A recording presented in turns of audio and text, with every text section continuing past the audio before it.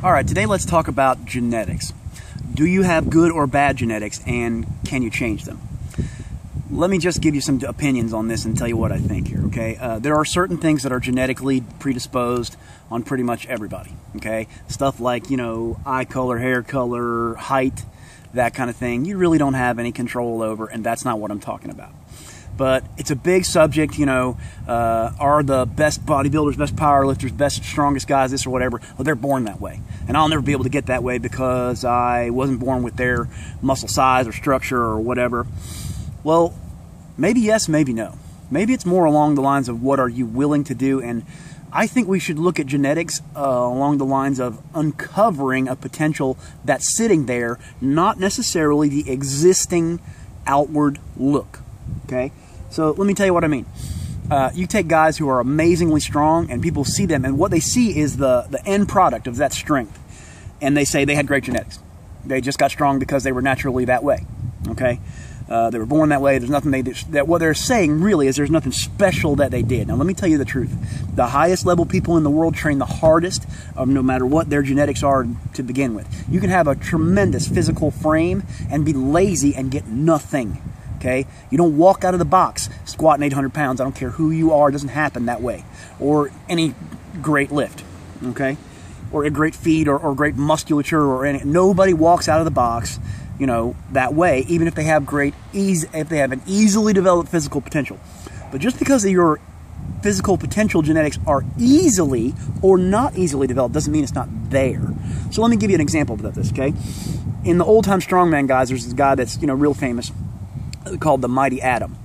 And his name is Joseph Greenstein, and has a really, really amazing story that I don't know, obviously don't have time to go into, but he had the worst genetics in the world.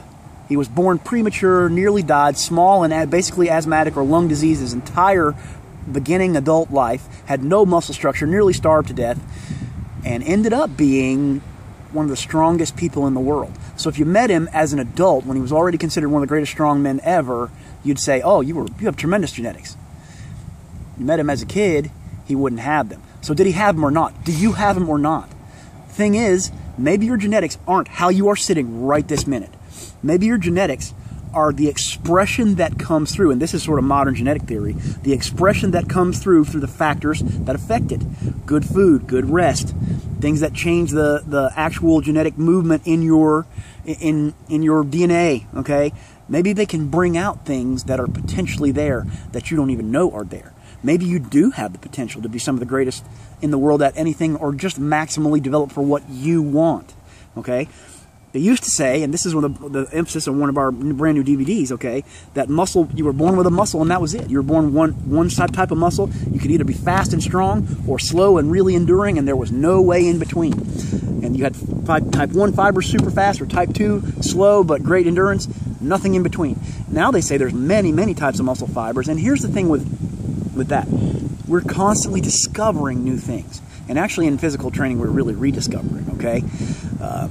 You can do amazing things, and you can actually change your genetic structure, or at least the base. If you were studied 1 year and studied 10 years later with the right kind of training, your muscle structure, your muscle cells might actually look completely different. The way your fiber types operate might look completely different because you've done the right training. Training is adaptation. Genetics is adaptation to environment, okay? There may be things lingering and running around in your genetic code that you don't even know are there until you do the right things to bring them out, until you get the right muscle fiber stuff going on, until you train it. And type 3 muscle fiber, okay, or what they call super muscle, the muscle that has amazing fast twitch power, potential for size, potential for strength, potential for speed, and as well as the oxidative capacity for superhuman endurance, actually can be developed. Muscle will change its ability if you do the right training. So what do you have to do to do that? You have to start off with massive base building in the different capacities, okay? I had the world's worst genetics for strength, okay? I was, especially when I started, I was the ultimate fast twitch fiber guy. Strong and fast for about 5 yards. And I was at peak speed in 2 or 3 steps. Bang. but no endurance at all. After 20 yards, I was actually slowing down in a sprint instead of gaining speed, okay?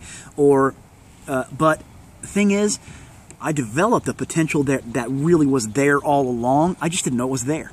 And that was the part of my genetics that I had to do the work really hard. Now, I worked hard on everything because you don't get anywhere without working hard, okay? But I had to do the extra work on that particular one to build my base up high enough to uncover potential that I already had. So you look at me today and say, wow, you can do 1,200 snatches in an hour with a 40 or 50 pound dumbbell. You must have awesome endurance genetics. No, I have horrible endurance genetics. But the work can be done to make it happen. There's amazing stories out there all the time of people who we say are the worst genetic potential in the world, but actually, when you look at them in the right light, maybe they have the best genetic potential. You know what the real genetic potential is? The real genetic potential is the mind. Is how you think. It's what you're willing to do to train and the knowledge you get to get there. So what you do to do this, you build the bases of one at a time, step by step, get strong, get fast, get enduring. You build little things of that a piece at a time. You give the body time to adapt. And once it starts to adapt, you've got all of that moving together, then you've got some real special stuff you can play with. We've got brand new DVDs coming out on this. Our 2015 Muscle Challenge. A brand new DVD and book each week. Okay, for 12 weeks, and do some pretty cool stuff. The first one is on super muscle. It's how to actually change your genetics. If you have a problem with one, how to actually change it, uncover it, and all the stuff you need to think about, the nuts and bolts on how to train that. The first one is on base building, okay, which is the jumping off point to get to all those things. Everybody who's overcome genetic flaws to do stuff has spent time building a base to work from to get to the next level stuff. So if you want to get next level, and you can, regardless of what you think you have genetically, check it out.